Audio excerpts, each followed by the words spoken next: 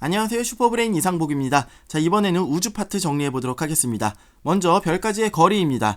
우주에서의 거리 단위는 세 가지를 많이 사용을 합니다. 천문 단위 AU, 광년, 파색 이렇게 세 가지를 많이 사용을 하는데요.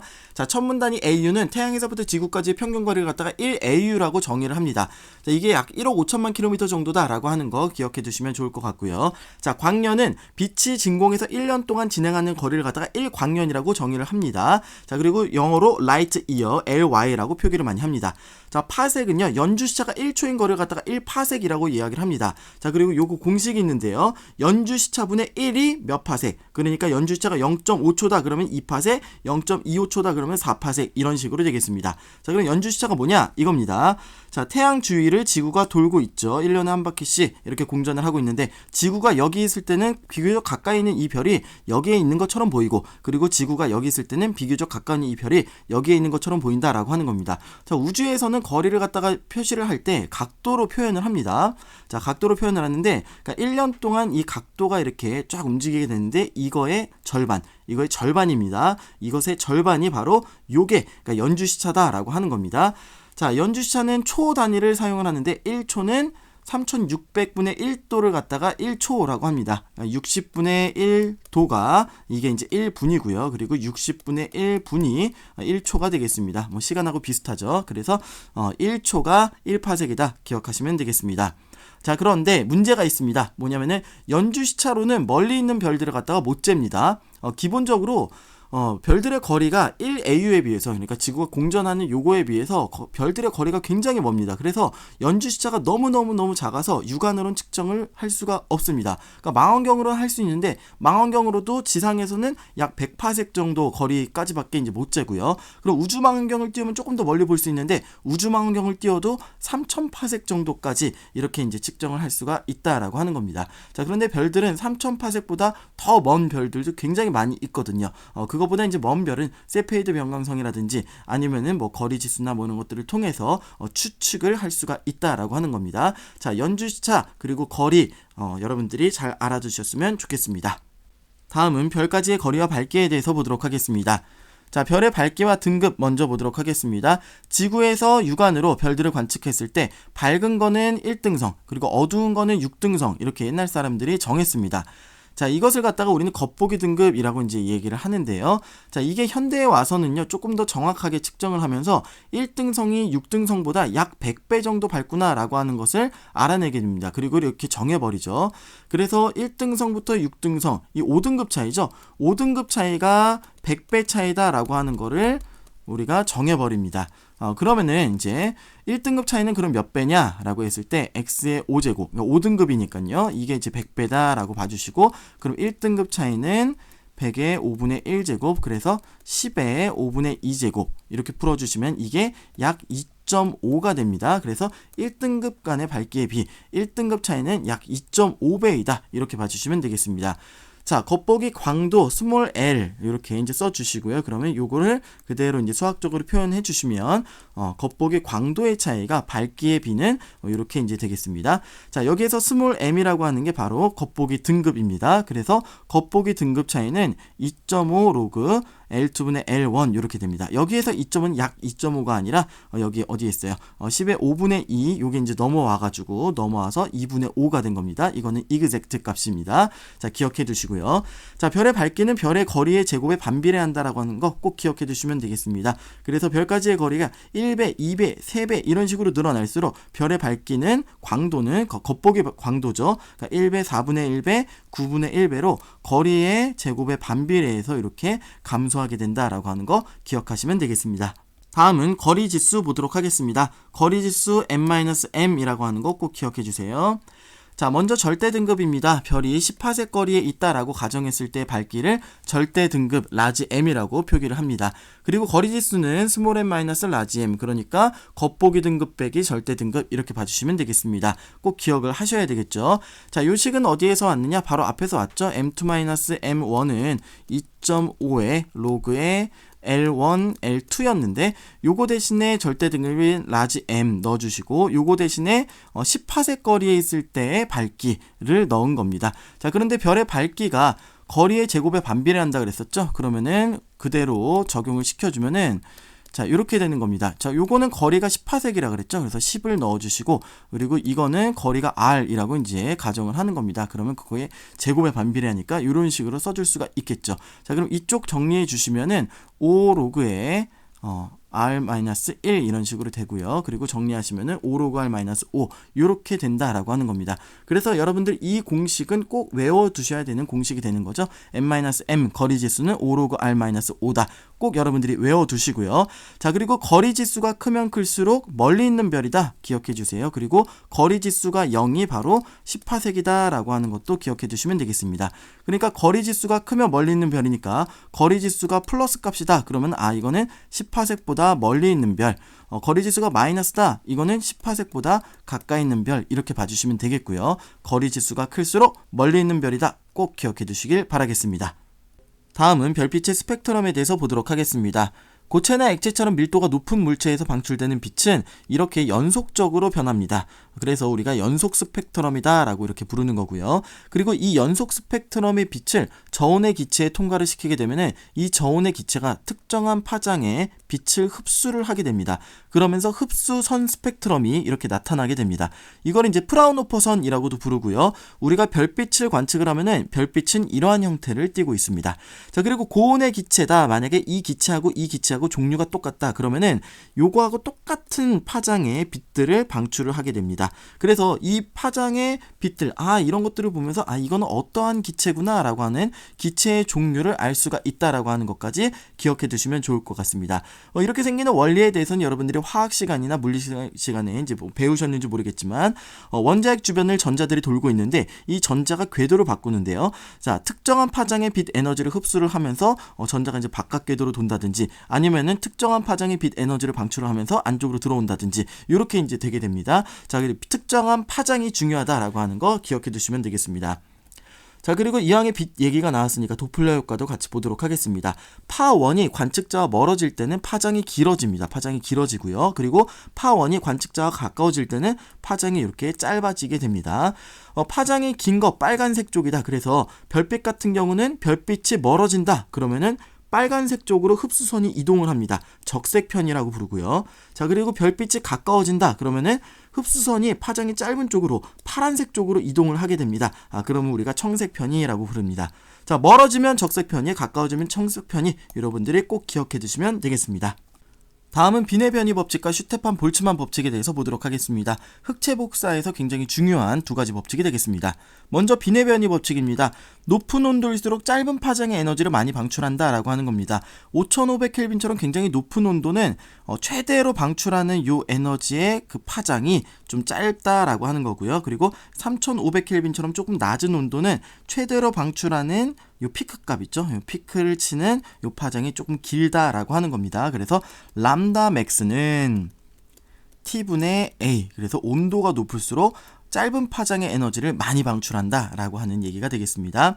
자, 그리고 E는 emissivity 곱하기 시그마 t의 4제곱인데 요 emissivity는 보통 우리가 흑체에선 1로 가정을 합니다. 그리고 이제 우리가 별에서는 그냥 흑체로 가정을 하기 때문에 요건 여러분들이 생각 안 해주셔도 될 것 같습니다. 그래서 E는 시그마 t의 4제곱 이렇게 보시는데 시그마는 그냥 상수이고요. 슈테판 볼츠만 상수라고 부릅니다.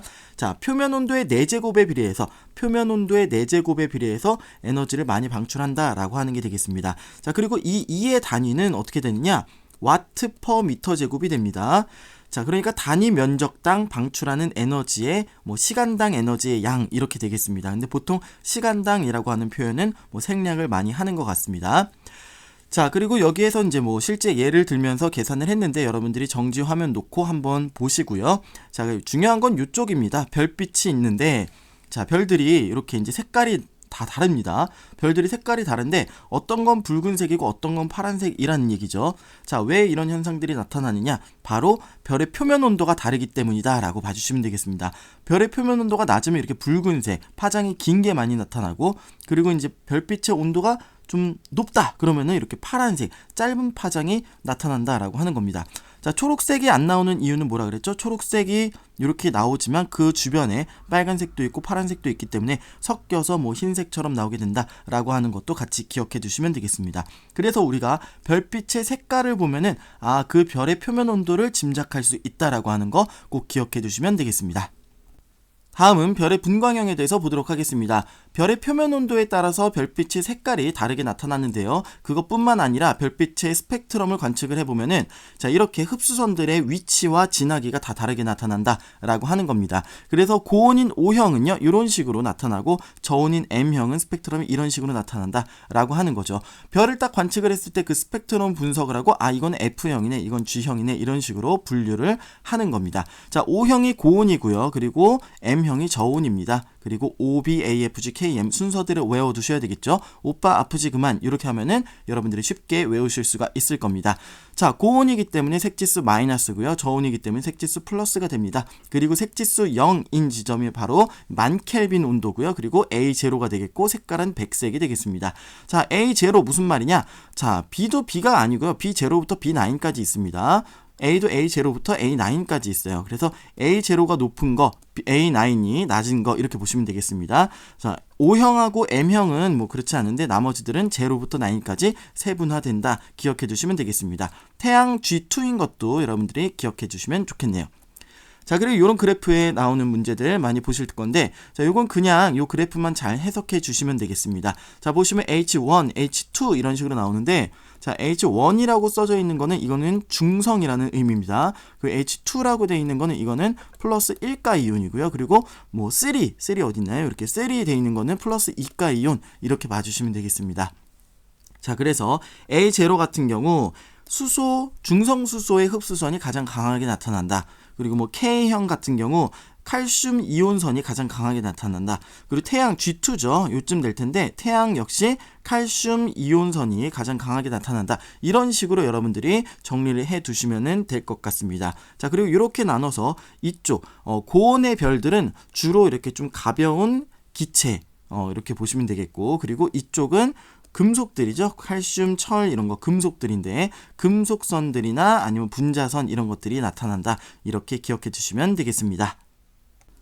다음은 색지수에 대해서 알아보도록 하겠습니다. 색지수는 보통 MP 빼기 MV 아니면 B 빼기 V 이런 식으로 나타내는데요. 자, MP라고 하는 것은 사진으로 찍었을 때 나타나는 등급이 되겠습니다. 그리고 MV는 눈으로 봤을 때 등급이 되겠습니다. 예를 들어서 파란 별이 있다. 별이 이제 파란색이다 그러면은 이거는 사진으로 찍었을 때 굉장히 잘 밝게 나타난다라고 하는 겁니다. 그래서 사진 등급은 작고 눈으로 봤을 때는 파란색 그렇게 막 잘 보이지가 않는다고 합니다. 상대적으로. 그러면은 눈으로 봤을 땐 등급이 크게 나타난다라고 하는 겁니다. 자, 그래서 파란 별 같은 경우는 MP 빼기 MV를 하면은 작은 것 빼기 큰 거를 하니까 이제 작은 값이 나타나게 되겠습니다. 자, 그리고 이제 온도가 낮아가지고 붉은 별 아니면 노란 별 뭐 이런 거 보도록 하겠습니다. 자, 붉거나 노란 거 이런 것들은 이제 사진으로 딱 찍었을 때는 별로 이렇게 잘 안 나타나는 거죠. 그래서 이제 등급이 크고요. 등급이 크고 눈으로 봤을 때는 이건 잘 보이게 되는 거죠. 등급이 작은 거죠. 그래서 MP 빼기 MV를 한다 그러면 큰 거 빼기 작은 거 이건 이제 큰 값이 나타나게 되겠습니다. 자, 그래서 이 색지수라고 하는 것은 큰 값이 나타난다 그러면 온도가 낮은 거고요. 그리고 작은 값이 나타난다 그러면 온도가 높은 겁니다. 자, 여러분들이 기억하실 때 색지수가 크면 파장이 길다. 그리고 표면 온도가 낮다. 이렇게 기억하시면 되겠습니다. 색지수가 크면 파장이 길다. 이렇게요. 자, 그리고 지금에 와서는 이제 MP 빼기 MV 이렇게 사용하기보다는 이거하고 거의 이제 비슷하게 필터를 사용해서 사실 MP 빼기 MV랑 뭐 B 빼기 V랑 거의 이제 똑같게 이렇게 만든 건데 거의 이제 비슷하게 만든 건데 지금은 이제 필터 전용 필터를 사용해서 이렇게 사용한다라고 하는 거 참고해 주시면 되겠습니다. 다음은 별의 광도에 대해서 보도록 하겠습니다. 별의 광도라고 하는 것은 별 전체 표면에서 1초 동안 방출되는 에너지의 양이 되겠습니다. 자, 슈테판 볼츠만 법칙에 의해서 이는 시그마 t의 4제곱이죠. 자, 이것의 단위는 와트 퍼 미터 제곱이라 그랬습니다. 자, 그리고 별의 표면적은 보통 이제 별의 구형이죠. 그렇기 때문에 4파이R 제곱, 별의 표면적 4파이R 제곱을 곱해주면은 자, 그러면 단위가 이제 와트 단위가 되겠습니다. 그래서 1초 동안 몇 줄이 방출이 되느냐, 그게 이제 광도가 되겠습니다. 자, 우리가 광도를 안다라고 하는 것은 절대 등급 안다라고 하는 말하고 이제 똑같습니다. 절대 등급 안다는 것은 광도를 아는 거하고 똑같은 거고요.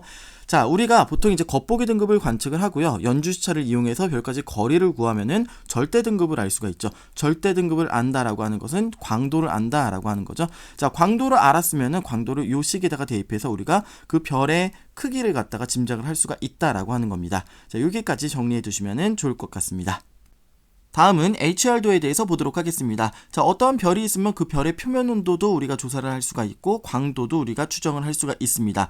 자, 그러면은 그 별의 표면 온도하고 광도 이렇게 알아내서 표면 온도, 광도 이런 식으로 점으로 나타내는 게 바로 HR도가 되겠습니다. 그래서 HR도는 가로축은 이제 표면 온도 아니면 색지수 아니면 색깔 아니면 분광형 이렇게 보실 수가 있겠습니다. 표면 온도는 이쪽이 높고 이쪽이 낮은 겁니다. 색지수는 이쪽이 마이너스고 이쪽이 플러스인 겁니다. 그리고 색깔은 이쪽이 파란색이고 이쪽이 이제 빨간색 쪽이 되겠고, 그리고 이제 분광형은 이쪽이 O형, OBAFG, KM 이쪽이 M형이 되겠습니다. 자, 그리고 이제 광도 같은 경우는 이쪽 올라갈수록 광도가 높은 거, 그리고 올라갈수록 절대 등급은 작은 거 이렇게 봐주시면 되겠고요. 자, 그리고 이렇게 올수록 반지름은 크고 밀도는 작은 거고요. 이쪽 왼쪽 아래로 올수록 반지름은 작고 밀도는 큰 별이 되겠습니다. 자, 그렇게 해서 많은 별들을 갖다가 조사를 해봤더니 대부분의 별들이 이렇게 여기에 들어와 있는다라고 하는 겁니다. 그래서 여기를 메인 시퀀스 주계열성이라고 이제 부르는 거고요. 그리고 이쪽은 굉장히 밀도가 높고 반지름이 작은 백색 외성이 되겠습니다. 자, 그리고 이쪽 자이언트라고 되어 있는 거 거성이죠. 적색 거성, 초거성 이런 식으로 되겠습니다. 자, 그리고 이제 같은 주계열성에서는 이쪽으로 갈수록 표면 온도가 높을수록 질량도 크고요. 그리고 크기도 큽니다. 반지름도 크고 표면 온도도 높고 이렇게 되겠습니다. 자, 수명도 짧고요. 자, 이렇게 해서 이제 HR도 보는 법 여러분들이 잘 익혀두셨으면 좋겠습니다. 다음은 광도 계급에 대해서 알아보도록 하겠습니다. 별을 분류를 할 때 1계급부터 7계급까지 이렇게 광도 계급으로도 분류를 합니다. 5계급이 주계열성이다 라고 하는 거 꼭 기억을 해주세요. 광도 계급 5가 주계열성이다. 자, 그리고 1계급은요 1A, 1B 이런 식으로 또 분류를 하기도 합니다. 더 세부적으로요. 자, 일반적으로 1계급은 광도가 큰 거고요. 7계급은 광도가 좀 작은 거 이렇게 생각해 주시면 되겠습니다. 태양 당연히 주계열성이기 때문에 광도 계급 5, 그래서 분광형은 G2고 광도 계급은 5다 이런 식으로 분류를 하면 되겠습니다. 자, 광도 계급 HR도에다가 표기를 하면요 이렇게 1계급, 2계급, 3계급, 4계급 그리고 주계열성이 이쪽 끝에서부터 이쪽 끝까지 이렇게 있는 게 이제 광도 계급 5인 주계열성이고요. 그리고 백색 외성은 7계급이 되겠습니다. 기억해 두시면 되겠습니다. 문제 보실 때 항상 이렇게 제일 긴 거 이게 주계열성 광도 계급 5다. 그리고 4, 3, 2, 1인데 1이 1A하고 1B 이런 식으로 있겠죠. 자, 이렇게 여러분들이 광도 계급 5를 기준으로 문제를 푸셔야 실수가 없다는 거 꼭 기억해 주시길 바라겠습니다. 다음은 별의 탄생 보도록 하겠습니다. 별이 탄생하기 좋은 조건은 밀도가 높고 온도가 낮은 그런 성운에서 잘 탄생한다 라고 하는 거 기억해 두시면 되겠습니다. 중력 수축을 하면서 별처럼 둥근 모양이 된다 그러면은 원시별이라고 부릅니다. 점점 더 중력 수축을 해서 온도가 높아지게 되는데 1000켈빈이 되면은 가시광선을 방출하게 되겠고요. 이때를 전주계열성이라고 부릅니다. 전주계열성 주변에는 원반 모양의 이런 성운이 회전한다 라고 하는 것도 기억해 두시면 되겠습니다. 자, 점점 더 중력 수축을 하게 되는데 반지름이 줄어들고 불투명도가 증가하기 때문에 광도가 감소하는 과정을 거치게 됩니다. 자, 그러다가 점점 더 이게 진행이 돼가지고 중심 온도가 1000만 켈빈이 되면은 이때부터는 수소 핵융합 반응이 중심에서부터 일어나게 됩니다. 이때부터를 주계열성이라고 부르는 겁니다. 자, 주계열성은 수소 핵융합 반응에 의해서 내부에서 팽창하려고 하는 내부 압력과 중력 수축과 정력학적인 평형을 이루면서 크기와 모양이 유지가 되는 별, 그게 바로 이제 주계열성이라고 보시면 되겠습니다. 자, 그리고 태양 질량이 0.08배보다 작다 그러면 이거는 주계열성으로 성장하지 못한다 라고 하는 것도 기억해 두시면 되겠습니다. 그리고 큰 것도 잘 안 됩니다. 태양 질량의 150배 이상 이렇게 되면은 이게 점점 이제 중력 수축을 하다가 온도가 너무 이제 빨리 높아져 버리는 바람에 팽창을 하면서 주계열성으로 이제 잘 안 뭉쳐진다라고 하는 겁니다. 그래서 실제로 이제 관측을 해보면은 태양의 130배 되는 별이 여태까지 이제 관측된 별 중에 가장 큰 별로 그렇게 알려져 있습니다. 자, 진화 경로 보시면은 HR 다이어그램에서 이제 보시면은 이렇게 이제 광도가 감소하는 과정이 있습니다. 예, 큰 별이든 작은 별이든 광도가 감소하는 이런 과정들이 있고요. 큰 별은 이렇게 감소를 하다가 이렇게 수평 방향으로 이동을 하고요. 작은 별들은 그냥 이렇게 수직 방향으로만 이동해서 여기에서 이제 주계열성으로 탄생하게 된다라고 하는 것도 기억해 두시면 되겠습니다. 큰 별은 주로 수평 방향, 작은 별은 수직 방향. 자, 그리고 진화 속도를 보시면은 큰 별은 빨리 뭉쳐집니다. 큰 별은 빨리 중력 수축이 일어나기 때문에 빨리 주기율성에 도달하는 거고요. 그리고 작은 별은 천천히 이렇게 중력 수축을 하면서 천천히 굉장히 오랫동안, 이거 보시면 굉장히 오래 걸렸죠? 네. 이렇게 오래 걸린다라고 하는 것, 천천히 도달한다라고 하는 것도 기억해 두시면 되겠습니다. 다음은 주기율성에 대해서 보도록 하겠습니다. 질량을 갖고 있기 때문에 중력 수축이 일어나는 거고요. 그리고 내부에서는 수소 핵융합 반응이 일어나면서 이렇게 뭔가 터지는, 에너지가 방출되는 그런 반응이기 때문에 내부에서 외부로 팽창 압력이 생기게 됩니다. 자, 그러면은 이 압력과 중력이 같아지는 그런 사이즈로 주기율성의 크기가 딱 결정이 된다라고 하는 얘기가 되겠습니다. 자, 이거 정력학적인 평형이다라는 그런 표현을 쓰니까 여러분들 잘 기억해 두셨으면 좋겠습니다. 자, 수소 핵융합 반응은요, 수소 4개가 헬륨이 되는 그런 반응인데요. 자, 이때는 어떤 게 더 질량이 크냐? 이게 더 질량이 크고 이건 질량이 좀 작아집니다. 자, 작아진 질량만큼 그리고 거기에 빛의 속도의 제곱만큼 해가지고 에너지가 방출이 되는데, 이 에너지 방출되는 거, E는 mc제곱, 여러분들이 잘 기억하는 그런 공식일 거고요. 그만큼의 핵 에너지가 이제 생성이 되고 이것은 내부 압력으로 이렇게 작용을 하게 된다라고 하는 겁니다. 자, 조금 더 수소 핵융합 반응 보도록 하겠습니다. 두 가지 반응이 주로 별 내부에서 일어나는데요. PP 반응이라고 하는 거하고 CNO 순환 반응이라고 하는 것이 이렇게 일어납니다. 자, 일단은 태양 정도 질량이 된다라고 하는 거, 아니면 중심부 온도가 1800만 켈빈 이하인 별이다. 그러면은 PP 반응이 우세하게 일어난다라고 하는 겁니다. 자, PP 반응은 무엇이냐? 자, 양성자하고 그냥 융합을 하는 겁니다. 그러면서 중수소, 그리고 중수소하고 또 수소하고 합쳐지면서 헬륨3, 이렇게 이제 된다라고 하는 거예요.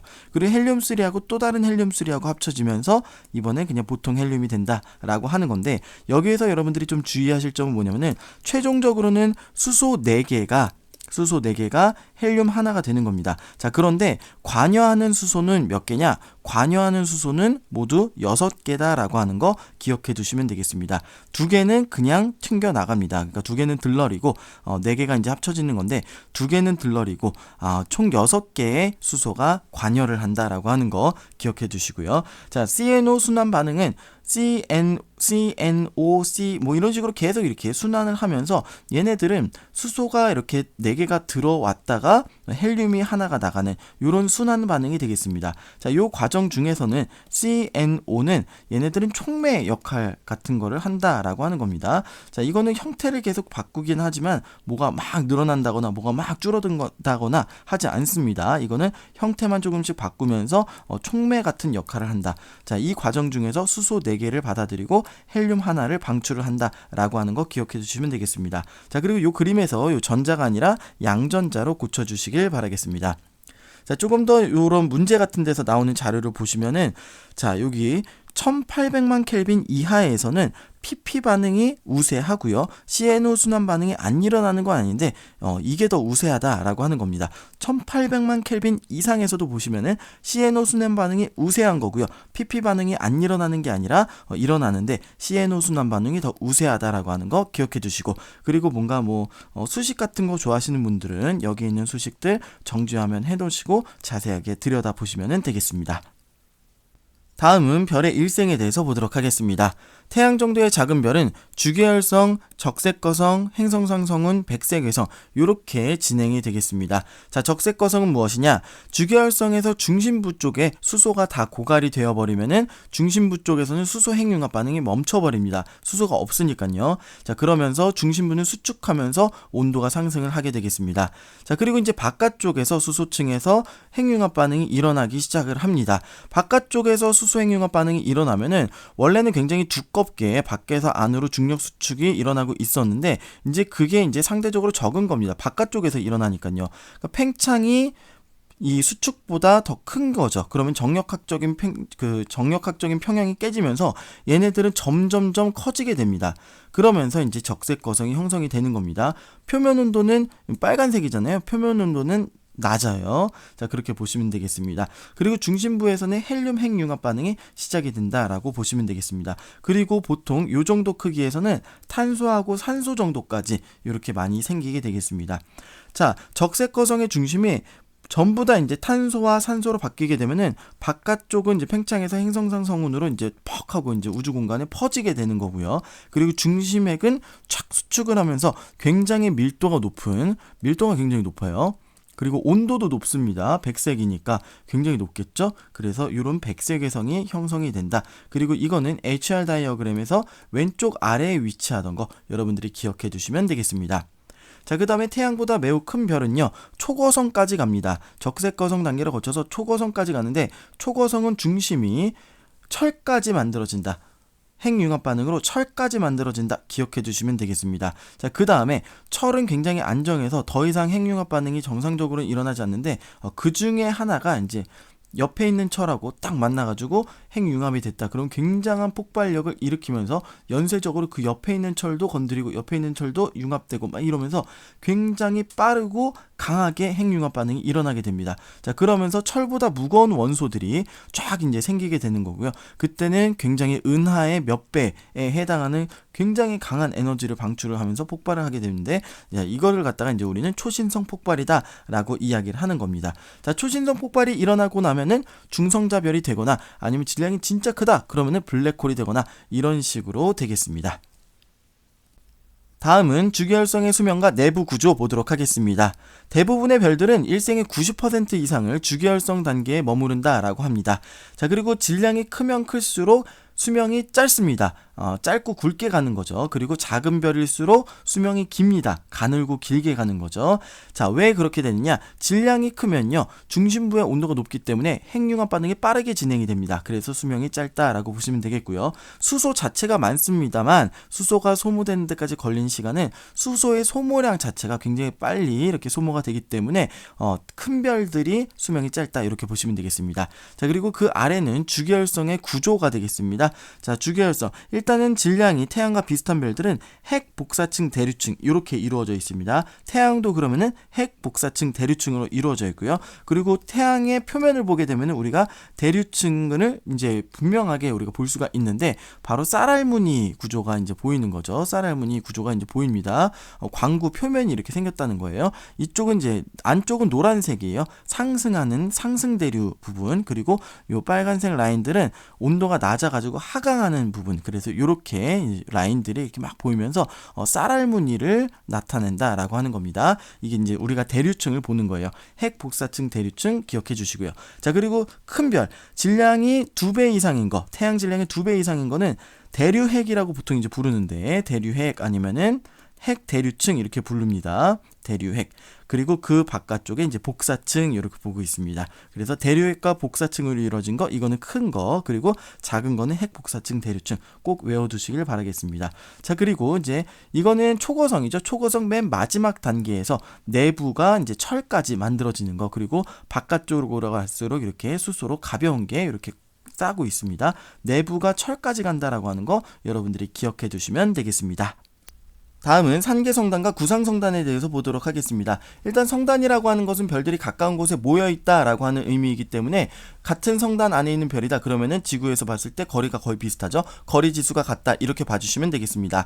성단은 산계성단이 있고 구상성단이 있는데요. 산계성단은 비교적 적은 별들이 불규칙적인 모양으로 흩어져 있는 성단이 되겠습니다. 구상성단은 훨씬 더 많은 별들이 구의 형태로 빽빽하게 모여있는 성단이 되겠습니다. 색깔만 봐도 이건 좀 파란 별들이 많고 이거는 노란 별들이 많은데요. 나이가 이쪽은 좀 적고 이쪽은 좀 많다 이렇게 보시면 되겠습니다. 분포 위치는 산계성단은 나선 8쪽에 많이 있고 구상성단은 우리 은하의 중심부나 아니면 헤일로 쪽에 많이 있다라고 보시면 되겠습니다. 자, 그리고 나이에 적고 많으면 어떻게 알 수 있느냐? 이 성단에 있는 별들을 갖다가 HR 다이어그램에다가 표시를 쫙 해놓으면은 이렇게 주기활성들도 나타나 있지만 주기활성을 떠난 이런 적색거성이나 뭐 이런 것들도 나오는데요. 바로 주기활성에서 떠나는 요 포인트, 이런 것 갖다 이제 전향점이라고 하죠. 산계성단들은 전향점이 여기에 있습니다. 그렇다는 얘기는 뭐냐면 수명이 짧은 것들도 지금 적색거성으로 변화하고 있다라고 하는 하는 얘기가 되겠고요. 그리고 요 밑에 있는 것들은 구상성단인데요. 자, 구상성단은 이렇게 조금 더 수명이 긴 작은 별들도 적색거성으로 변해가고 있다라고 하는 겁니다. 그렇기 때문에 구상성단은 좀 생겨난 지 오래되었고, 그리고 상계성단은 생긴 지 얼마 안 되었구나. 그러니까 이거는 좀 젊은 그런 성단이고, 이거는 조금 더 나이가 든 성단이구나, 이렇게 판별을 할 수가 있다라고 하는 겁니다. 전향점이 아래에 있을수록 오래된 그런 성단이다, 여러분들이 기억해 주시고요. 자, 그 다음에 우리가 은하도 우리가 좀 생각을 같이 해봐야 됩니다. 은하는 나이에 많고 적음을 갖다가 올드 앤 영을 갖다가 이거를 구분하기가 어렵다라고 하는 겁니다. 구분할 수가 없다라고 하는 거예요. 왜 그러냐면 타원 은하도 구상성단이 많고, 그러니까 오래된 별들이 많고, 그리고 나선 은하도 그 안에 구상성단이 있습니다. 그래서 거기 안에 또 이제 나이 든 별들이 많기 때문에 은하는 타원 은하, 나선 은하 이런 거 해가지고 어떤 게 더 오래되었다, 이게 젊은 은하다, 이렇게 구별할 수가 없다는 거. 하지만 성단은 산계성단이 젊은 거, 구상성단이 나이 든 거, 이렇게 구분할 수 있다는 거 여러분들이 같이 기억해 두시면 되겠습니다. 다음은 외계 행성 탐사 방법, 식현상에 대해서 알아보도록 하겠습니다. 중심별의 밝기가 감소하는 이 기간을 통해서 공전궤도 반경이 어느 정도 되는구나 라고 하는 것을 알 수가 있고요. 밝기가 얼마큼 감소하느냐, 많이 감소한다 그러면 행성이 큰 거고, 적게 감소한다 그러면 행성이 작은 거고, 이렇게 되겠습니다. 행성의 크기를 추정할 수가 있겠습니다. 행성의 대기 성분도 파악이 가능한데요. 행성이 요 앞으로 올 때 별빛의 스펙트럼도 같이 변합니다. 별빛의 스펙트럼이 변하는 이유는 행성의 대기 때문인 거고요. 그렇기 때문에 행성의 대기 성분이 파악이 가능하다라고 하는 겁니다. 케플러 우주망원경이 행성 탐사하는데 이 방법을 이용해서 굉장히 많은 행성을 발견할 수가 있었고요. 그리고 공전 궤도면과 시선 방향이 나란할 때만 가능하다라고 하는 겁니다. 쌍성식과의 구분이 어려운데 불가능한 건 아니다라고 하는 거 기억해 두시면 되겠습니다. 다음은 외계 행성 탐사 방법 중에서 도플러 효과를 이용한 방법 보도록 하겠습니다. 행성이 별 주위를 공전을 하는데요. 사실 별도 안 움직이는 게 아니라 움직인다라고 하는 겁니다. 행성과 별 사이에 공통 질량 중심이 있어서 이 포인트는 움직이지 않고 이거를 중심으로 별도 이렇게 움직인다라고 하는 겁니다. 자, 그래서 행성이 우리 지구 쪽으로 가까이 온다 그러면 별은 멀어지면서 적색 편의를 나타낼 거고요. 그리고 행성이 멀어진다 그러면 별은 가까워지면서 청색 편의를 나타낼 겁니다. 자, 그래서 멀어지면 적색 편의, 가까워지면 청색 편의, 여러분들이 꼭 기억을 해두시고요. 질량이 클수록 좋습니다. 행성의 질량이 크면 클수록 이렇게 별이 공통 질량 중심에서부터 좀 멉니다. 그러면은 적색 편이나 청색 편이가 뚜렷하게 나타나겠죠. 자, 이렇게 하면서 행성의 질량과 공전 궤도의 추정이 가능하고요. 그리고 공전 궤도면과 시선 방향이 수직일 때는 관측이 어렵습니다. 나란해야 좀 유리하다라고 하는 겁니다. 행성의 질량이 작으면은 이게 잘 안 나타나겠죠. 아까 여기서 설명을 드렸고요. 그리고 중심별에서 멀면, 행성이 중심별에서 너무 멀다 그러면은 이거는 공전 속도가 느립니다. 공전 속도가 느리기 때문에 그러면 별이 움직이는 것도 역시 느리겠죠. 그러면 적색 편의, 청색 편의가 잘 안 나타난다, 이렇게 보시면 되겠습니다. 자, 그리고 문제 같은 데서 이런 식으로 나오는데요. 지구 방향 여러분들이 꼭 기억을 해주시고, 지구 방향 어디인지 잘 체크를 해주세요. 확인해 주시고, 자, 이렇게 보시면 중심별이 이렇게 가면은 후퇴하는 거죠. 그래서 후퇴하는 포인트, 여기가 바로 이 포인트가 되겠습니다. 적색 편이 일어나는 거죠. 자, 그리고 후퇴한 다음에 이렇게 중심별이 뒤로 가 있을 때 행성은 요 앞에 와 있겠죠. 그럼 식현상이 일어난다면은 이렇게 되어 있을 때 식현상이 아마 일어날 가능성이 크겠죠. 그래서 여기에서 후퇴하는 쪽에서 이제 다시 접근할 때 요런 포인트가 바로 식현상이 일어날 가능성이 높은 포인트가 되겠습니다. 자, 그 다음에 이제 접근하는 거, 여기 이제 별이 접근하는 거고, 그 다음에 여기가 바로 요런 포인트가 되겠습니다. 중심별이 여기에 올 때 요런 포인트. 자, 그래서 식현상이 일어날 수 있는 가능성, 후퇴하다가 접근으로 바뀔 때, 그러니까 후퇴하다가 접근으로 바뀔 때, 중심별이 뒤에 있을 때, 행성이 앞에 있을 때 식현상이 일어날 수 있다는 거 기억해 두시면 되겠습니다. 자, 그리고 여기 보시면은 A 포인트에서 지금 빨간색 쪽으로 이동을 했대요. 적색 편이죠. 그러면 이건 멀어지고 있구나. 지구에서 멀어지고 있구나. 자, 중심별이 시계 방향이면은 행성도 시계 방향이다. 이런 것도 여러분들이 기억해 두시면 되겠습니다. 다음은 중력 렌즈 효과를 이용한 외계 행성 탐사 방법이 되겠습니다. 자, 먼저 중력 렌즈 현상이란 무엇이냐? 뒤에 있는 별빛이 앞에 있는 어떤 천체에 의해서 이게 중력 때문에 빛이 휘는 거죠. 휘어져서 모아져서 보이면서 뒤에 있는 이 별빛이 더 밝게 보인다라고 하는 게 바로 중력 렌즈 현상이 되겠습니다. 자, 이 방법을 이용해서 행성을 탐사를 하는데, 자, 이럴 때는요, 공전궤도면이 시선 방향과 나란하지 않아도 됩니다. 앞에 두 가지 방법은 나란해야 됐었죠. 자, 그런데 이 방법은 나란하지 않아도 된다는 점, 그리고 공전궤도가 큰 행성이나 질량이 작은 행성을 찾을 때도 유리하다라고 하는 겁니다. 자, 그렇지만 주기적인 관측이 어렵고 두 천체가 겹쳐서 보일 확률이 적다. 그러니까 이 천체하고 이 천체하고 거의 이제 지구에서 봤을 때 나란해야 된다는 거죠. 자, 그런데 이렇게 겹쳐서 보일 확률이 적다라고 하는 그런 단점이 있겠습니다. 자, 먼 별이 있고요. 가까운 별이 이렇게 있어서 뭐 지구가 공전을 하든 아니면 실제로 이 별들이 뭐 태양계가 움직이는 거, 뭐 이 별들이 움직이는 거, 아무튼 상대적으로 움직이는 거죠. 아무튼 이제 움직인다라고 봤을 때, 자, 이 별에 의해서 뒤에 있는 별의 광도가 이렇게 높아졌다 작아지는 것처럼 보인다라고 하는 겁니다. 자, 그런데 이 별이 행성을 거느리고 있으면은 뒤에 있는 별빛을 관측을 할 때 이렇게 높아졌다가 감소를 하다가 다시 요 행성에 의해서 조금 더 높아진다라고 한다는 얘기입니다. 자, 그래서 이렇게 그래프가 그려진다. 행성이 없는 경우고요. 행성이 여기에 있는 경우는 이렇게 움직일 때 이거에 의해서 먼저, 그쵸? 이거에 의해서 먼저 이렇게 높아졌다가 요거에 의해서 나중에 조금 더 높아지는 거, 이렇게 여러분들이 정리하시면 되겠습니다. 다음은 생명 가능지대에 대해서 보도록 하겠습니다. 생명 가능지대란 액체 상태의 물이 존재할 수 있는 이론적인 영역을 갖다가 우리가 생명 가능지대라고 부르고 있습니다. 액체 상태의 물이 중요한 이유는 생명체가 출현하려면 일단은 액체 상태의 물과 탄소가 있어야 하기 때문이다 라고 보기 때문입니다. 자, 별의 질량이 크면 클수록 표면도가 높기 때문에 생명 가능지대는 중심별에서부터 멉니다. 그리고 요 폭 자체도 넓다라고 하는 거 기억해 주시고요. 별의 질량이 작으면 표면도가 낮고 여기 가깝고요. 그리고 폭도 좁다라고 하는 거 기억해 두시면 되겠습니다.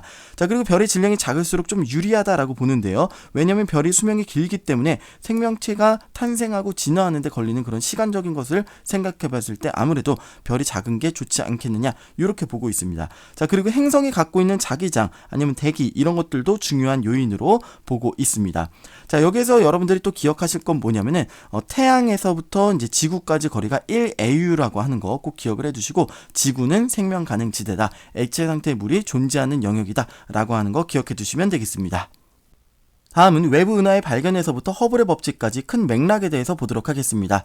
원래 은하라고 하는 개념이 없었습니다. 그냥 성운인 줄 알았고요. 그리고 조금 더 자세하게 보니까 별들이구나, 성단이구나, 이렇게 이제 생각을 했었습니다. 자, 그런데 연주 시차로 거리 측정이 안 되자 세페이드 변광성의 주기와 광도와의 관계가 있습니다.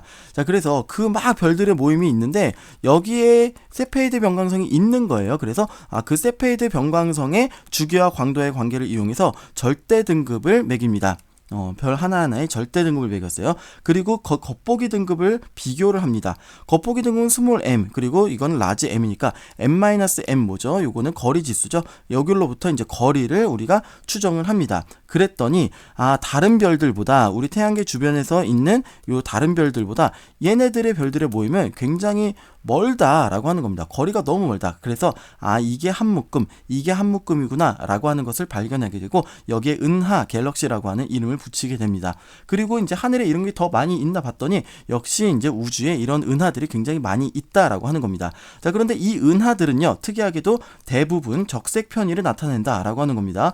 적색 편의, 도플러 효과 이용해가지고 후퇴 속도를 이제 계산을 했습니다. 그리고 이 후퇴 속도하고 거리하고 비교를 해봤더니 거리가 멀수록 후퇴 속도가 빠르다라고 하는 것을 발견을 하게 됩니다. 이게 바로 허블의 법칙이 되겠습니다. 그리고 이걸 통해서 우주는 팽창하고 있다라고 이렇게 결론을 짓게 되는 거죠. 다음은 은하의 분류 보도록 하겠습니다. 허블이 은하를 굉장히 많이 발견을 했는데요. 그 모양에 따라서, 형태에 따라서 이렇게 분류를 하였습니다. 허블에 의한 그런 분류 방법이 되겠습니다. 자, 타원 은하는요, 거의 구 모양에서부터 많이 찌그러진 이런 타원체까지, 이 제로에서부터 세븐까지 분류를 하였고요. 이쪽으로 갈수록 편평도가 크다, 이렇게 보시면 되겠습니다. 자, 나선 은하는 나선형이고요. 스파이럴에 S 붙여서 SA부터 SC까지, 많이 감긴 거 A, 적게 감긴 거 C, 이렇게 보시면 되겠습니다. 막대 나선 은하는 나선 은하긴 나선 은하인데 가운데 이제 막대 구조가 있는 거다, 이렇게 보시면 되겠고, 우리 은하는 막대 나선 은하다 보시면 되겠습니다.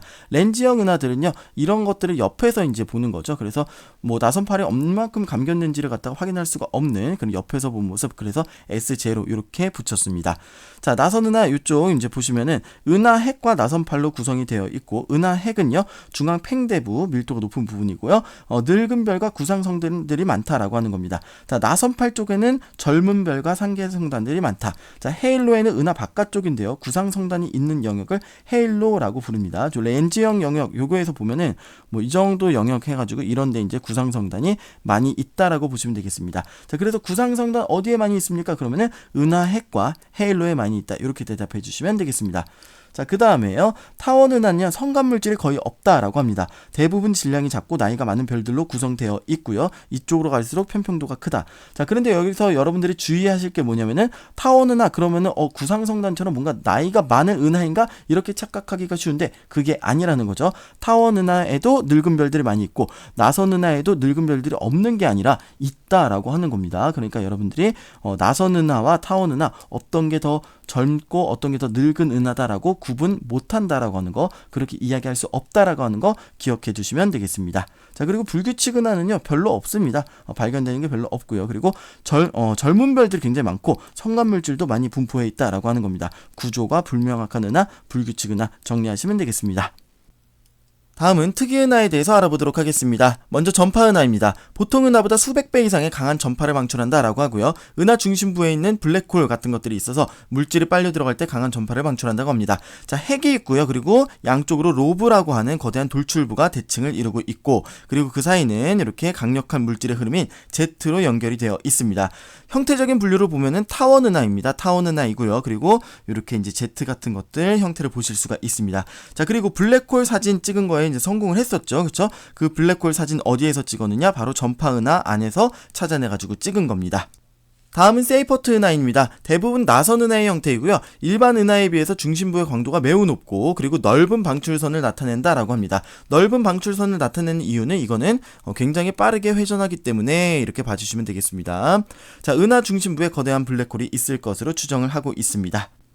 다음은 퀘이사입니다. 매우 멀리 있고요. 일반 은하의 수백 배 에너지를 방출한다라고 합니다. 매우 멀리 있다는 얘기는 적색 편이가 매우 크다는 얘기고요. 100억 광년 이상의 거리에 보통 이렇게 있다라고 합니다. 굉장히 멀죠. 그러니까 우리가 지금 보는 퀘이사의 빛은 100억 년 전의 빛이 되겠습니다. 100억 년 전의 우주의 모습을 보는 거기 때문에 우주 초기에 형성된 천체로 우리가 추정을 하고 있고요. 자, 태양계 정도의 크기라고 합니다. 그런데 굉장히 많은 에너지를 방출을 하고 있다라고 하는 겁니다. 자, 여기에 보시는 그림 아인슈타인의 십자가라고 하는 건데요. 이건 사실은 원래 퀘이사가 하나인 겁니다. 그런데 중력 렌즈 효과로 인해서 이렇게 5개처럼 보이는 거, 아인슈타인의 십자가라고 하는 그런 천체 사진이 되겠습니다. 그냥 여러분들이 상식으로 알아두시면 되겠습니다. 다음은 은하의 충돌에 대해서 보도록 하겠습니다. 기본적으로 은하들은 우주 공간에 좀 무리지어서 분포하는 편입니다. 그래서 가까이에 있는 거 은하군, 수백 개 있는 거 은하단, 엄청 많은 거 초은하단, 이런 식으로 얘기를 하는 겁니다.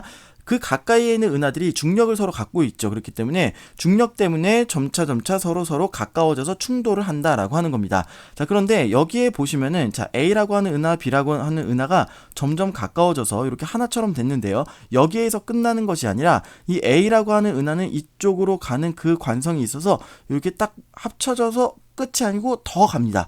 더 가서 이 A라고 하는 은하가 이렇게 더 멀어졌다가 그리고 다시 이제 합쳐져서 하나 되는 그런 모습으로 이제 진행이 된다라고 하는 겁니다. 자, 은하들이 충돌을 하더라도 내부의 별들은 충돌할 확률이 낮습니다. 왜 그러냐면은 별하고 별 사이의 거리가 몇 광년 이렇게 엄청나게 멀기 때문입니다. 자, 그러나 성운들 아니면 분자 구름들 이런 것들도 이제 충돌을 하게 되죠. 그러면은 많은 별들이 그 사이에서 이제 탄생하게 된다라고 하는 겁니다. 자, 그리고 은하의 모양이 당연히 이제 변형이 되겠죠. 우리 은하하고요 굉장히 가까운 은하가 안드로메다 은하입니다. 보통 이제 은하들은 적색 편의를 나타내는데 안드로메다는 우리 은하하고 가까이 있기 때문에 가까워져요. 청색 편의를 나타낸다라고 하는 겁니다. 초속 110km의 속력으로 가까워진다라고 합니다. 그래서 약 40억 년 후에 충돌을 할 거고요. 60억 년 후에는 이러한 과정들을 거쳐서 하나의 거대한 타원 은하를 이룰 것으로 추정을 하고 있습니다. 다음은 우리 은하에 대해서 간단하게 보도록 하겠습니다. 우리 은하의 형태적인 분류로 보면은 막대 나선 은하에 속합니다. SBB 정도 되는 거고요. 그리고 지름은 약 10만 광년, 그리고 태양계는 중심에서부터 약 3만 광년, 어떤 책에서는 2만 7천 광년 그 정도 떨어진 위치에 있다라고 합니다. 여름철 밤에 보이는 짙은 은하수는 우리 은하의 중심부 쪽이고요. 그리고 은하의 외곽부에는 젊은 별, 푸른색 별들이 많고, 그리고 산계성단들이 많이 분포를 해있겠죠. 자, 중심부는 늙은 별, 붉은색 별들이 많고 구상성단들이 많이 분포를 했습니다. 자, 그리고 구상성단 중심부뿐만 아니라 헤일로에도 많이 있다는 거 꼭 기억을 해주시면 되겠습니다. 자, 그리고 얼마 전에 밝혀진 사실에 의하면은 자, 우리 은하가 살짝 이렇게 이제 휘었다라고 합니다. 워프됐다라고 이런 표현을 쓰는데 자, 이런 것들도 여러분들이 그냥 참고로 알아두시면 좋겠습니다. 다음은 세페이드 병원성을 이용한 거리 추정 방법에 대해서 알아보도록 하겠습니다. 먼저 우리가 별까지의 거리는 연주시차를 이용해서 측정을 할 수 있다라고 했었죠. 그런데 여기는 한계가 있다 그랬습니다. 자, 지상에서 쟀을 때는 100파세까지, 그리고 우주망원경을 띄운다고 하더라도 약 3000파세까지, 여기까지밖에 이제 못 재고 그거보다 먼 거리에 있는 별은 우리가 못 잰다라고 했습니다. 연주시차 측정법이 갖고 있는 한계라고 했습니다. 자, 그럼 3000파섹보다 멀리 있는 별들은 우리가 어떻게 거리를 알 수가 있느냐? 바로 세페이드 변광성을 이용을 하는 겁니다. 세페이드 변광성은 이게 밝기가 밝게 보였다가 어둡게 보였다가 밝게 보였다가 어둡게 보였다가 주기적으로 이게 반복이 되는 그런 별들이 세페이드 변광성인데요. 주기하고 광도하고의 관계가 있다라고 합니다. 예를 들어서 주기가 열흘이다 그러면은 여기에 딱 대응되는 그런 광도가 있다라고 하는 겁니다. 그리고 이거를 이제 식으로 나타내는 게 이건데요. 이건 여러분들이 뭐 외우실 필요는 없을 것 같고요. 그래프 보고 파악해 주시면 될 것 같습니다.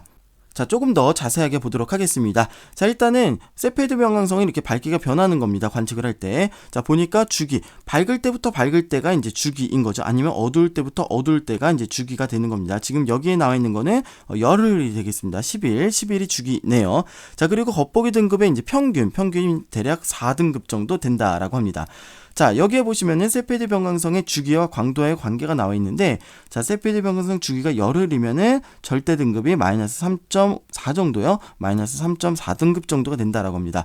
자, 겉보기 등급 4등급이고요. 라지 M, 절대 등급이 마이너스 3.4입니다. 그러면은 M-M 해주시면은 요거는 이제 거리 지수가 7.4가 나오겠죠. 그럼 얘는 굉장히 멀리 있는 별이구나, 10파섹보다 멀리 있는 별이구나, 이렇게 될 수가 있고, 조금 더 정확하게는 여러분들이 7.4는 5 로그 R-5 요 공식에 대입해 주시면 몇 파섹이다 찾아주실 수가 있겠습니다.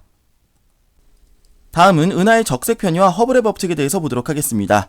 먼저 은하까지의 거리를 우리가 어떻게 구하느냐? 바로 그 은하 안에 있는 세페이드 변광성을 이용해서 구할 수가 있다라고 하는 겁니다. 그 방법은 우리가 앞에서 이제 살펴봤었고요. 자, 그리고 은하들이요, 적색 편의를 나타낸다라고 합니다. 몇 개 빼고, 우리 은하 가까이에 있는 은하들 몇 개 빼고는 다 나머지들이 적색 편의를 나타낸다라고 하는 겁니다. 자, 그러면 적색 편의량을 이용하면은 그 은하가 우리 은하로부터 얼만큼 빠르게 멀어지는지를 알 수가 있다라고 하는 겁니다. 빛의 속도 곱하기, 이거는 이제 기준 파장이죠. 기준 파장이고 원래 파장, 그리고 요거는 파장의 변화량이 되겠습니다. 파장의 변화량. 자, 이렇게 곱해주시면은 C 곱하기 람다분의 델타 람다 이렇게 해주시면은 바로 후퇴 속도 얼만큼 빠르게 멀어지는지가 나온다라고 하는 겁니다. 자, 그렇게 해가지고 은하들의 후퇴 속도하고 거리하고의 관계를 봤더니 어떻더라? 바로 이제 비례하는 관계가 나타나더라. 멀면 멀수록 후퇴 속도가 빠르더라라고 하는 이런 허블의 법칙이 탄생하게 되는 겁니다. 자, 허블의 법칙에 대해서 조금 더 자세하게 보도록 하겠습니다. V는 HR 여러분들이 꼭 외워두셔야 되는 공식이 되겠죠. V는 후퇴 속도 km/s의 단위를 갖고 R은 거리 메가파섹의 단위를 갖습니다. 은하는 굉장히 머니까요. 자, 그리고 허블 상수 H 여러분들이 요 단위도 꼭 기억을 해주시면 좋을 것 같습니다. 자, X축 거리 메가파섹이고 Y축 후퇴 속도 km/s 보이시죠? 그리고 델타 X분의 델타 Y가 여러분들 1차 함수 그래프의 기울기 구하는 거잖아요. 그 기울기가 바로 H 허블 상수가 되겠습니다. 자, 허블 상수는요, 요 은하들의 데이터, 은하를 발견하면은 거리 재고, 후퇴 속도 재고 이렇게 해가지고 은하들의 데이터들이 있어요. 그 데이터에다가 선을 이렇게 그리는 건데, 기관마다, 요걸 측정하는 기관마다 이런 것들을 재는 방식이 조금씩 다르고 갖고 있는 데이터들이 조금씩 다르기 때문에 허블 상수는 뭐 이렇게 좀 다르게 나타날 수도 있다라고 하는 겁니다. 자, 그래서 뭐 허블 상수 V는 HR에서 H 중요하다라고 하는 거 기억해 두시면 되겠습니다. 허블의 법칙에서 중요한 거 조금 더 정리해 보도록 하겠습니다. V는 HR 당연히 중요하죠. 그리고 허블 상수가 약 70 정도 된다는 거. 그래서 멀리 있는 은하는 후퇴 속도가 빠르다. 멀리 있을수록 후퇴 속도가 더 빠르다라고 하는 거 기억해 주시고요. 우주의 나이 H분의 1입니다. 약 137억 년 정도. 요 숫자를 넣었을 때 요 값이 나옵니다. 자, 그리고 우주의 크기는 H분의 C. 이거는 관측 가능한 우주의 크기가 되겠죠. 이거보다 먼 거는 광속보다 멀어지는 거기 때문에 요거 기억해 주시면 되겠습니다. 약 137억 광년인데요.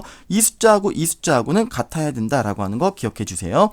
자, 우주는 팽창하고요. 우주의 중심은 알 수가 없다라고 하는 거고요. 허블 상수가 만약에 크면 빠르게 팽창하는 거고요. 빠르게 팽창한 거니까 우주의 나이는 젊고 우주의 관측 가능한 크기는 작다. 이렇게 정리하시면 되겠습니다. 다음은 우주론 두 가지에 대해서 비교해 보도록 하겠습니다. 빅뱅 우주론하고 정상 우주론인데요. 허블의 법칙에 의해서 우주가 팽창한다라고 하는 것은 관측을 했기 때문에 팽창한다라고 하는 것은 둘 다 인정하는 바입니다. 자, 그런데 빅뱅 우주론은 한 점에서부터 출발해 가지고 이렇게 팽창한 거기 때문에 우주의 질량이 일정하다. 그리고 우주의 밀도는 온도는 감소한다. 이렇게 보는 겁니다. 자, 정상 우주론은 이게 팽창을 하긴 하는데 계속적으로 만들어져 가지고 비슷한 밀도와 온도를 유지를 한다라고 하는 겁니다. 이게 일정한 거예요. 그러니까 우리가 정상 상태, 스테디 상태라고 이제 보는 겁니다. 자, 그러면은 우주의 질량은 계속적으로 만들어지기 때문에 증가한다. 이렇게 보시면 되겠습니다. 이 두 가지 그림과 함께 여러분들이 잘 정리해 두시면 좋겠습니다. 다음은 빅뱅 이론 보도록 하겠습니다. 빅뱅 이론은 일단 시간이 지나면서 온도가 낮아지고 밀도도 낮아진다. 여러분들이 꼭 기억해 두시길 바라겠습니다. 자, 우주 폭발 직후에는요, 기본 입자들, 쿼크와 경입자들이 생성이 되는데요. 쌍생성으로 생성이 됩니다. 그리고 쌍소멸로 다시 빛으로 되돌아가기도 합니다. 온도가 이때는 매우 높기 때문에 양성자나 중성자를 만들 수가 없습니다. 점점 시간이 지나면서 온도가 식으면은 이때부터는 양성자나 중성자로 뭉쳐지게 되는데요. 자, 업쿼크, 다운쿼크가 결합을 합니다. 그래서 업, 다운 하면은 양성자, 다운, 업 하면 중성자가 생성이 되겠습니다. 자, 처음에는 개수비가 약 1대1이다가요, 이게 조금 더 이제 시간이 지나면서 온도가 낮아지면은 양성자가 중성자로 변환되지가 않습니다. 근데 여전히 이제 중성자는 양성자로 변환이 되다가요, 요것도 조금 더 시간이 지나서 온도가 내려가면은 멈추겠죠. 그래서 양성자 대 중성자의 개수비가 약 8대1 정도로 고정이 되어버립니다. 어떤 책에서는 7대1로 표현을 하고 있습니다. 자, 점점 시간이 지나면서 양성자하고 중성자가 결합하면서 헬륨 원자 핵 이런 것들이 만들어집니다. 그리고 수소하고 헬륨의 질량비가 약 3대1로 고정이 된다. 개수비는 약 12대1로 고정이 된다라고 하는 거 여러분들이 기억해 두시길 바라겠습니다. 자, 더 이후에는 이제 온도가 낮아져서 핵융합이 이런 것들이 이제 일어나지가 않고요. 약 3대1로 고정이 되고, 빛은 이때까지는 아직 방출되지 못하고 갇혀 있는 상태. 왜? 전자들이 너무 빠르게 돌아다니고 있기 때문에 빛을 가두어 버리는 상태. 불투명한 우주가 되겠습니다. 자, 점점 시간이 지나면서 온도가 더 내려갑니다. 그러면은 3000켈빈 정도가 됩니다. 이때 38만 년 꼭 기억을 해주세요. 38만 년 3000켈빈. 자, 우주의 온도가 이 정도로 식으면요, 전자가 이제 원자 핵 주변을 돌기 시작을 합니다. 그러면서 이때부터는 원자 핵이 아니라 수소 원자, 헬륨 원자가 생성이 되는 거고요. 물질이 빛과 분리가 됩니다. 자, 이때 방출된 빛은 우주 배경 복사를 형성해서 현재는 약 2.7켈빈, 파정이 길어지면서 2.7켈빈으로 형성이 된다라고 여러분들을 보시면 되겠습니다. 다음은 빅뱅 이론의 증거에 대해서 보도록 하겠습니다. 빅뱅 이론 자체는요, 조지 가모프, 알퍼, 베스 이런 사람들이 계산을 한 겁니다. 자, 그랬더니 우주 배경 복사가 약 지금 3켈빈 정도로 이렇게 형성이 될 것이다 라고 하는 것을 예측을 했습니다. 이론적으로. 그리고 수소 대 헬륨의 질량비도 약 3대1로 우주에 존재할 것이다 라고 예측을 한 겁니다. 계산을 통해서. 자, 이런 것들이 이제 발견이 되는데요. 먼저 우주 배경 복사를 보시면은 펜지어스 윌슨 이런 사람들이 이제 벨 연구소에서 발견을 하게 됩니다. 자, 하늘 모든 방향에서부터 이제 날아오는 거고요. 왜냐면 우주에 그냥 다 깔려 있는 거니까요. 자, 그리고 거의 균일한 그런 파장의 신호를 발견하게 됩니다. 그래서 균등성, 등방성이라고 하는 거는 거의 균일하고 그리고 모든 방향에서 날아온다라고 하는 뜻이 되겠습니다. 자, 그런데 완벽하게 균일하냐? 완벽하게 균일하지는 않습니다. 뭐 이게 보시면은 파란색하고 빨간색이 뭐 10만 분의 몇 켈빈 차이다 이렇게 얘기를 하는데요. 이러한 아주 미세한 차이 때문에 별들이 형성되고 은하가 형성되고 뭐 그럴 수가 있다라고 하는 게 되겠습니다. 자, 우주 배경 복사 기억해 두시고요. 자, 그 다음에 수소 원자핵, 그러니까 헬륨 원자핵의 질량비가 계산을 통해서 이제 우주 초기에 3대1 정도로 있을 것이다 라고 했는데, 관측 결과 거의 일치를 했고요. 그리고 이거는 스펙트럼을 관측을 하면서 스펙트럼을 통해서 수소 대 헬륨의 질량비가 3대1 정도구나 라고 하는 것을 알아냈다라고 합니다. 다음은 인플레이션 이론, 급팽창 이론에 대해서 보도록 하겠습니다. 인플레이션 이론은요, 빅뱅 이론을 반박한 게 아니고요, 수정 보완한 것이다 이렇게 보시면 되겠습니다.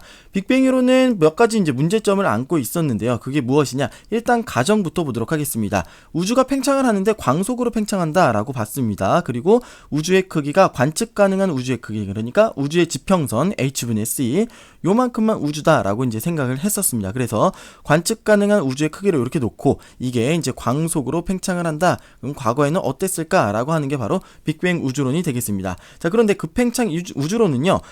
일단 팽창 속도가 광속보다 빠르게 팽창할 수도 있다라고 봤고요. 그리고 우주의 크기도 지평선보다 훨씬 더 큰 우주가 존재할 것이다라고 이렇게 본 게 바로 급팽창 우주론이 되겠습니다. 자, 빅뱅 우주론의 가장 큰 문제 세 가지는요. 우주의 편평성 문제, 지평선 문제, 자기홀극 문제가 되겠습니다. 우주의 편평성 문제는요. 관측되는 우주가 완벽할 정도로 편평하다. 근데 이거에 대해서 빅뱅 우주론은 별로 이렇게 막 속 시원하게 왜 이렇기 때문에 이게 평평하다라고 하는 거를 설명을 하지 못했습니다. 그런데 급팽창 이론에서는 실제 우주가 굉장히 크기 때문에, 그러니까 요만한 우주가 아니고 굉장히 엄청나게 크기 때문에 이쪽에서는 이제 편평하게 관측될 수도 있다. 이렇게 이제 보는 게 되겠습니다. 우주의 지평선 문제는요, 관측되는 우주가 거의 균일하다. 이쪽하고 이쪽하고도 거의 균일하고 이쪽하고 이쪽하고도 거의 균일하다라고 하는 겁니다. 근데 이제 빅뱅 우주론에서는 이쪽하고 이쪽하고는 빛의 속도보다 빠르게 멀어지잖아요. 그렇기 때문에 물질이나 정보 교환, 여기서 말하는 정보 교환이라고 하는 것은 뭐 온도나 밀도 이런 것들이 좀 균일해질 수 있는 그런 걸 얘기를 합니다. 자, 그런 것들이 이제 불가능한데, 그러면은 뭔가 아무래도 불균일해질 수 있는 그런 가능성이 높은데 이상하게도 굉장히 균일하다라고 하는 겁니다. 자, 이거를 이제 급팽창 이론에서는 어떻게 설명을 하냐? 빛보다 빠르게 물질 교환이 있었을 것이다. 그런 급팽창하는 그런 시즌이 있었을 것이다 라고 하는 게 바로 인플레이션 이론이 되겠습니다. 자, 그 다음에 자기홀극 문제입니다. 빅뱅 우주론의 계산에 의하면은 자기홀극이라고 하는 것이 우주에 굉장히 많이 존재를 하게 됐는데 이게 발견이 안 되는 겁니다. 초기 우주에서 많이 생성된 게 이게 발견이 되질 않는다. 자, 왜 발견이 안 될까라고 하는 거에 대해서 빅뱅 우주론은 설명을 이제 잘 못하는데, 급팽창 우주론에서는 굉장히 우주가 크기 때문에 여기에 이제 흩어져 있는 자기홀극이 이렇게 있고, 그리고 우리 우주 안에는 자기홀극이 왜냐하면 넓은 공간 안에 이제 방출이 됐기 때문에 별로 발견되지 않을 수가 있다라고 하는 게 바로 이제 급팽창 이론의 설명이 되겠습니다. 다음은 1A형 초신성의 관측과 가속 팽창하는 우주에 대해서 알아보도록 하겠습니다. 사람들은 은하의 적색 편의를 통해서 우주가 팽창하고 있다는 사실을 알아냈습니다. 허블의 법칙도 알아냈고요. 자, 그런데 시간이 지남에 따라서 물질들의 중력이 있으니까 아마 팽창 속도가 감소할 것이다 이렇게 예상을 했었습니다. 자, 그런데 1A형 초신성의 관측을 통해서 팽창 속도가 증가하고 있다는 것이 밝혀지게 됩니다. 1A형 초신성이 무엇이냐? 백색 회성이 있고 그 옆에 적색 거성이 있는 경우에, 보통 이제 쌍성으로 존재하는 경우에 적색 거성의 이 물질들을 백색 회성이 이렇게 흡수를 하게 됩니다. 그러다가 태양 질량의 1.44배가 되면은 이렇게 이제 빵 하고 터지게 되는데, 이것이 바로 1A형 초신성이 되겠습니다. 1A형 초신성의 가장 큰 특징은 태양 질량의 1.44배에서 폭발을 하게 된다. 그리고 이 폭발이 다 균일하다라고 하는 겁니다. 다 여기저기에 이제 이런 것들이 많은데 그게 터질 때는 다 똑같은 양상으로 터진다. 다 같은 것이다 라고 이제 보시면 되겠습니다. 자, 은하들이 점점 이제 후퇴를 하잖아요. 그래서 적색 편이량을 통해서 은하까지의 거리, 그런 다음에 이 1A형 초신성의 밝기 생각을 해가지고 이 정도로 등급이 보일 것이다 이렇게 생각을 했었습니다. 이건 허블의 법칙 이용해가지고 가속 팽창하지 않는 경우, 일정하게 팽창하는 경우에 대해서 예상한 등급입니다. 그런데 실제로 관측을 해보니까 이거보다 어둡게 보였다라고 하는 겁니다. 어둡게 보인다, 겉보기 등급 더 큰 거죠. 그러니까 겉보기 등급이 더 크게 관측이 되었다라고 하는 겁니다. 자, 이 사실을 통해서 초신성의 거리가 예상보다 더 멀리 있다. 한마디로 우주가 가속 팽창하고 있다라고 하는 것을 알 수가 있다라고 하는 거 기억해 두시면 되겠습니다. 다음은 암흑물질과 암흑에너지에 대해서 보도록 하겠습니다. 먼저 보통 물질이란 무엇이냐? 별이라든지 은하라든지 아니면은 뭐 성운 이렇게 뭔가 빛을 내고 있기 때문에 우리가 광학적인 방법으로 확인할 수 있는 물질을 갖다가 보통 물질이라고 이야기를 하고 있습니다. 자, 그 다음에 암흑물질은 무엇이냐? 빛을 안 냅니다. 보이지 않지만 질량이 있기 때문에 중력 효과로 존재를 추정할 수 있는 물질이 바로 암흑물질이 되겠습니다. 자, 이런 중력 효과 대표적인 게 뭐가 있냐면요. 중력 렌즈 효과 여러분들 이제 한번 들어보셨죠? 그리고 뒤에 이제 설명을 드리겠지만 뭔가 회전하는 속도 이런 것들을 이용해서 우리가 추정을 할 수가 있다라고 하는 겁니다. 자, 암흑 에너지는 뭐냐면은 중력과 반대로 작용하는, 그러니까 물질의 인력과 반대로 작용하는 그 청력, 이거 이것이 바로 이제 암흑 에너지로 그렇게 간주를 하는 겁니다. 그리고 우주에 널리 퍼져 있는 암흑 에너지가 우주를 가속 팽창시킨다라고 보고 있습니다. 암흑 에너지 질량으로 따졌을 때 암흑 에너지의 비중이 가장 크고요. 그 다음에 암흑 물질, 그 다음에 보통 물질입니다. 그리고 요거하고 요거는 보통 약 1대5 정도 이렇게 보시면 되겠습니다. 자, 그럼 중력적인 방법 중에서 회전 속도 이용하는 거 보도록 하겠습니다. 자, 강체 회전이 무엇이냐? 일단 딱딱한 고체 원반을 한번 생각을 해보세요. 그러면은 안쪽은 천천히 돌고 바깥쪽은 빠르게 돌겠죠. 중심에서부터 멀어지면 멀어질수록 더 빠르게 돌 겁니다. 왜? 같은 각도를 이렇게 회전할 것이기 때문에. 자, 이게 바로 강체 회전인데요. 이거는 중력이 굉장히 이제 빽빽하게 작용을 할 때, 그러니까 질량이 빽빽할 때, 요때 강체 회전과 같은 이런 회전을 한다라고 보시면 되겠습니다.